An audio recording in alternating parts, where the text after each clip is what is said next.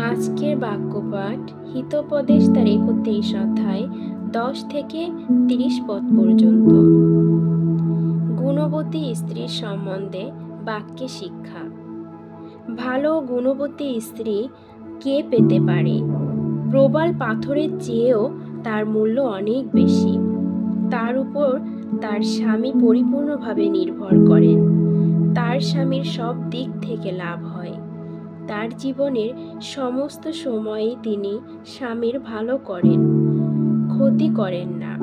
তিনি ভেড়ার লোম ও মশিনা বেছে নিয়ে খুশি মনে নিজের হাতে কাজ করেন। তিনি বাণিজ্যের জাহাজের মতো দূর থেকে তার খাবার জিনিস আনিয়ে দেন। অন্ধকার থাকতেই তিনি ওঠেন, তার পরিবারের লোকেদের খাবারের ব্যবস্থা করেন আর চাকরানী মেয়েদের খাবার ভাগ করে দেন। কোনো জমি কিনবার আগে তিনি সেটা দেখে চিন্তা করেন আর তারপরে তা কিনেন। তার নিজের আয় থেকে তিনি আঙ্গুর ক্ষেত করেন। তিনি শক্তির সঙ্গে কোমর বেঁধে কাজে হাত দেন এবং খুব পরিশ্রম করেন। তিনি দেখতে পান যে তার পরিশ্রম থেকে লাভ ভালোই আসছে। রাতেও তার বাতি জ্বলতে থাকে। হাত দিয়ে তিনি সুতা কাটবার টাকু ঘুরান আর আঙ্গুল দিয়ে সুতা কাটেন। দুঃখীদের জন্য তার হাত খোলা আর অভাবীদের দিকে হাত বাড়িয়ে দেন। বরফ পড়লেও পরিবারের জন্য তার কোনো ভয় নেই, কারণ তারা সকলেই দামি লাল কাপড় পরেন।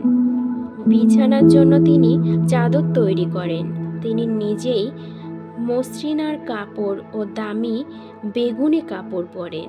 তার স্বামী শহরের ফটকে সম্মান লাভ করেন। তিনি সেখানে দেশে বৃদ্ধ নেতাদের সঙ্গে বসেন। সেই স্ত্রী মসৃণার পোশাক তৈরি করে বিক্রি করেন। কোমর বাঁধবার কাপড় তিনি ব্যবসায়ীদের যোগান দেন। ক্ষমতা ও মর্যাদাই হলো তার পোশাক। ভবিষ্যতের দিনগুলোর কথা ভেবে তার কোনো চিন্তা ভাবনা হয় না। তিনি বুদ্ধি করে কথা বলেন। ভালোবাসার মনোভাব নিয়ে তিনি নির্দেশ দেন। তার পরিবারের সমস্ত ব্যাপারের দিকে তিনি লক্ষ্য রাখেন। তিনি পরিশ্রম করে খান। তার ছেলে মেয়েদের তাকে সম্মানের সকলের সামনে ধন্য বলে। তার স্বামীও তার প্রশংসা করে বলেন, অনেক স্ত্রীলোক তাদের যোগ্যতা দেখিয়েছে, কিন্তু তুমি তাদের সবাইকে ছাড়িয়ে গেছ। সুন্দর ব্যবহার ছলনা করতে পারে, সৌন্দর্য স্থায়ী নয়, কিন্তু যে স্ত্রীলোক সদাপ্রভুকে ভক্তিপূর্ণ ভয় করে সে প্রশংসা পায়। এই ছিল প্রভুর বাণী। প্রভুর বাণীর জয় হোক।